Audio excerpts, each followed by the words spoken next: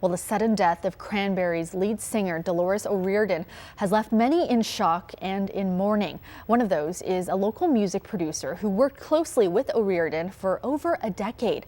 I spoke with Dan Brodbeck, who spent many hours in the studio with the singer right here in the Forest City. To find that out and get a call saying that she had passed away was just shock. I'm still having a bit of a hard time processing that.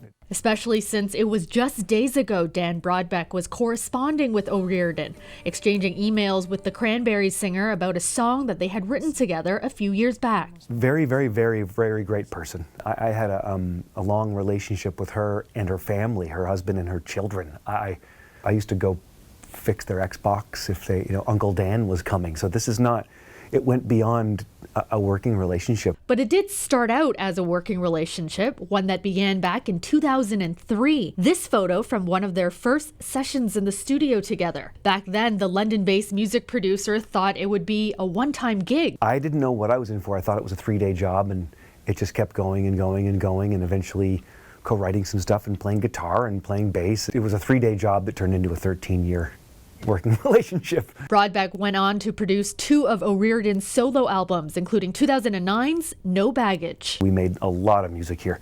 No Baggage was completely 100% done in London at EMAG. The Cranberries, led by O'Riordan, rose to fame with their 1993 debut album Everybody Else Is Doing It, So Why Can't We? They continued their success with their next album, No Need to Argue, which sold 17 million copies. But Brodbeck says in the studio, O'Riordan never thought about the commercial aspects. A rarity, he says, among successful musicians. People that are successful often maybe are thinking about who's going to be listening to it and that kind of stuff, and it's not a thought of hers. Never was. It's all, does it grab her? Does it make her feel what she wants to make it feel? As for O'Riordan's legacy, Brodbeck says all you have to do is listen to that voice.